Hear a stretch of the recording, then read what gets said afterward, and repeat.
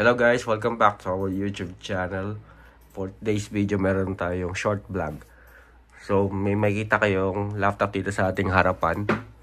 So, ang issue nito is no display. So, ngayon may gusto lang akong sabihin sa inyo dahil nag-post ako sa short video natin, which is ito yung ginawa kong procedure. Ito guys. So, kung hindi nyo pa napapanood to, panoorin na itong yung short video natin. No display laptop, basic troubleshooting. So, diyan, meron diyang tutorial paano ko binasic troubleshooting itong laptop na to. So, ngayon, yung video natin dito, kapag hindi nag-work yung basic troubleshooting, so, ano next step? So, ngayon, ang next step, kung hindi nyo pa napapanood to, panoorin nyo muna, no? Mas maganda panoorin nyo yan.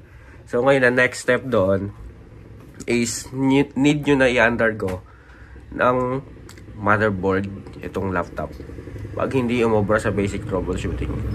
So ngayon, siyempre ang basic troubleshooting, halimbawa for example, magta-try ka ng ibang RAM, tas same pa din tong no display pa din, and good ampere naman siya at nag-i-stack up, so consider mo na motherboard yung sira na yung laptop.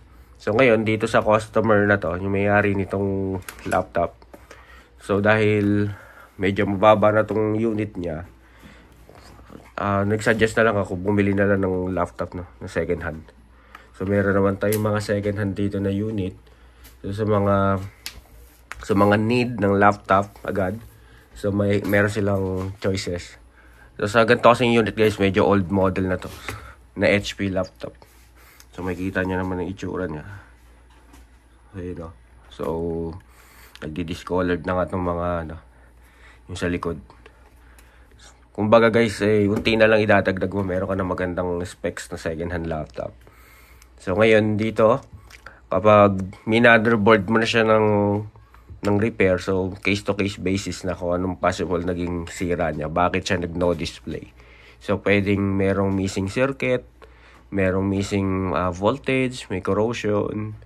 So, pwedeng missing signal. So, depende na. Or pwede rin flash BIOS.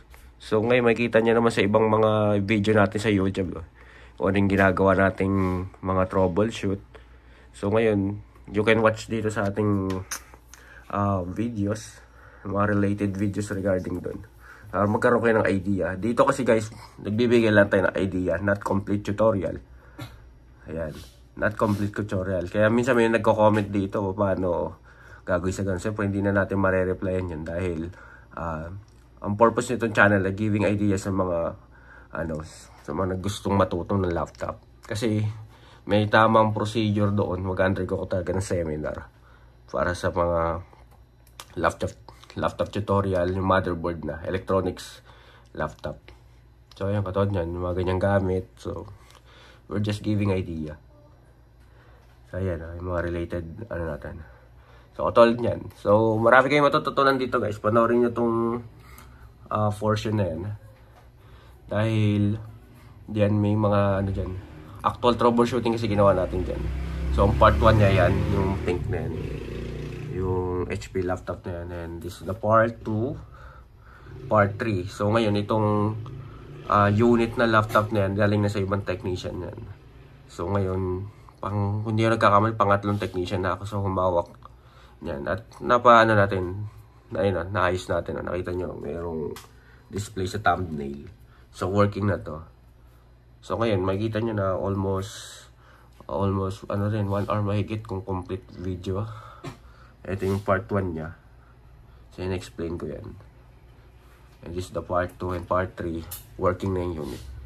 Ngayon guys, kung nagtatanong kayo ba't hindi na gumagawa ganitong content kasi wala na tayong mga camera. Mapansin nyo, wala na yung camera ko dito. Wala na rin tayong camera dito para sa DC bench natin. Hindi na natin magagawin ganyang concept ng content. So, nandito naman yung mga tutorial. Kung gusto nyo matutunan dyan guys, panoorin nyo na lang. So, ayun lang naman guys. At maraming salamat sa pag-suporta natin dyan. Kung hindi ka pa nakasubscribe, so better to subscribe our channel. Nag-upload tayo ng mga short videos, and other idea sa laptop repair. So, ayun lang guys. Maraming salamat. Bye-bye.